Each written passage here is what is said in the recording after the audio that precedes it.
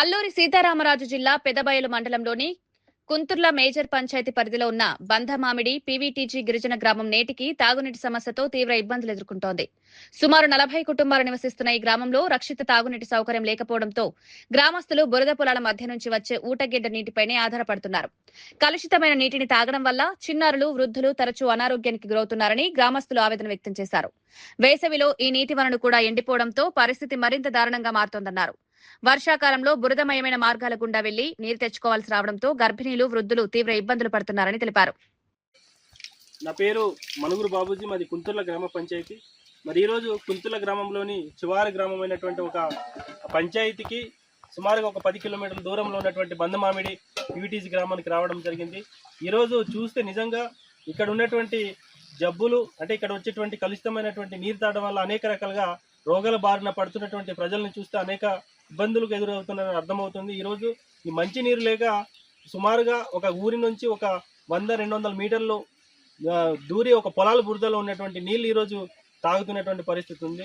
మరి దీనిపైన అధికారుల దృష్టికి అనేక సార్లు వెళ్ళారు. గ్రామస్తులు గ్రీవెన్స్ కూడా పెట్టడం జరిగింది. ఇది పై అధికారులకు మరి సమర్పించడం జరిగిందని చెప్పేసి మాకు ఒక హామీ పత్రం, అంటే ఎండోర్స్మెంట్ ఇవ్వడమే జరిగింది తప్ప ఇప్పటి వరకు నీటి సమస్య అనేది తీవ్ర స్థాయిలో ఉందని చెప్పేసి మన వాళ్ళు ఆవేదన వ్యక్తం చేస్తూ ఉన్నారు.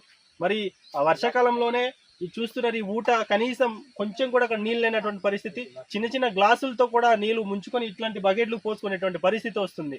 అంటే మా పంచాయతీలో ఉన్నటువంటి మరి ప్రజాప్రతినిధులు కానీ అదే అధికారులు కానీ మరి దీనిపైన కనీసం మరి ఇక్కడ ఉన్నటువంటి గ్రామానికి, బంధమామిడి గ్రామానికి మరి నీటి అవసరం చాలా ఎక్కువ ఉంది. మరి దీనికి పరిష్కార దిశగా కల్పించాలని చెప్పేసి మన గ్రామస్తులు కోరుతా ఉన్నప్పటికీ మరి ఇక్కడ ఉన్నటువంటి నిధులు సరిపోవట్లేదని చెప్పేసి అనేక రకాలుగా కారణాలు చెప్తా ఉన్నారు. కాబట్టి దయచేసి గౌరవ మరి జిల్లా అధికారులు, యంత్రాంగం అంతా కూడా అదేవిధంగా మరి నీరుకు సంబంధించినటువంటి ఏదైతే డిపార్ట్మెంట్లు ఉందో మరి ఆర్డబ్ల్యూఎస్ కానీ అదేవిధంగా జేజేఎం నిధుల ద్వారా కానీ ఏదో ఒక నిధుల ద్వారా మా బంధమామిడి గ్రామానికి మరి వాటర్ అందించవలసింది కోరుతా ఉన్నాం. అదేవిధంగా మరి పీవీటీసీ గ్రామం ఉన్నటువంటి వీళ్ళకి మరి పిఎం జన్మన్ ద్వారా అనేక అవకాశాలు ఉన్నప్పటికీ కూడా ఇప్పటి వరకు నీళ్లు లేనటువంటి పరిస్థితి ఉంది. మరి ఈరోజు ఏదైతే ఈ బురద నీళ్ళుందో ఈ తాగి అనేక రకాలుగా వీరు జబ్బులు బారిన పడి ఇన్ టైంలో హాస్పిటల్కి వెళ్ళలేక మరి ఇక్కడే సతమతం అవుతున్నటువంటి పరిస్థితి ఉంది. కాబట్టి దయచేసి మరి గ్రామస్తులకి మా అవసరాలని మా దృష్టిలో పెట్టుకొని ఏదైతే మా ఆరోగ్యాలని భవిష్యత్తును దృష్టిలో పెట్టుకొని మరి ఇక్కడ వెంటనే ఏదో జేజేఎం ద్వారా కానీ లేకపోతే పిఎం జన్మన్ కానీ మరి వెంటనే ఇక్కడ మాకు మంచినీటి సౌకర్యం ఏర్పరచాలని చెప్పేసి మేము కోరుతా ఉన్నాం. దయచేసి గౌరవ జిల్లా అధికారులు, జిల్లా కలెక్టర్ గారు, అదే ఐటీడీఏపీఓ గారు మాకు తక్షణమే మరి ఇక్కడ ఇందులో సందర్శించి బంధమామిడి గ్రామానికి సందర్శించి మాకు ఈ ఆరోగ్యం జాగ్రత్తలు తీసుకునేటువంటి పరిస్థితి ఉంది. కాబట్టి మాకు మంచినీటి సౌకర్యం కల్పించి మరి గ్రామస్తుల్ని ఆ ప్రాణాపాయం నుండి తప్పించవలసిందిగా కోరుతూ మరి వేడుకుంటున్నాం. Thank you. నమస్కారం సార్, మాదే బంధమామిడి విలేజ్.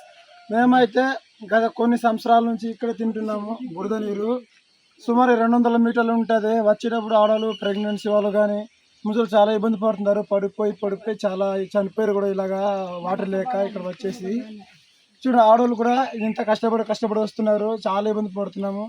గవర్నమెంట్ కూడా మేము చాలానే ఫిర్యాదులు చేసాము, ఎవరు పట్టించుకోలేదు. వచ్చి చూసి వెళ్ళిపోయారు తప్ప పట్టించుకోలేదు. చూడండి, ఇంత దూరం వచ్చాం సార్. మేము గడ్డ కోసం చాలా ఇబ్బంది పడుతున్నాం. బురద నీళ్ళు ఇక్కడ బట్టలు తుక్కోవడం, తినడం ఇక్కడ అంతే. వాటర్ కూడా లేదు. చిన్న ఇలాంటి జగ్గులతోటి, గ్లాసులతోటి ముంచుకోవాల్సి వస్తుంది. మీ సార్ పెద్దవాళ్ళు ఎవరైనా దయచేసి మాకు వాటర్ సౌకర్యం ఇవ్వాలని మేము కోరుకుంటున్నాము. మాకైతే ఈ ఐటీడీఏకి బిందెలు పట్టుకొని వచ్చి కంప్లైంట్ ఇవ్వాల్సిన కోపం వస్తుంది. కానీ దయ్యం సాలాక మేమైతే రావట్లేదు. ఎన్నోసారి ఫిర్యాదు చేసాక పట్టించుకోలేదు సార్.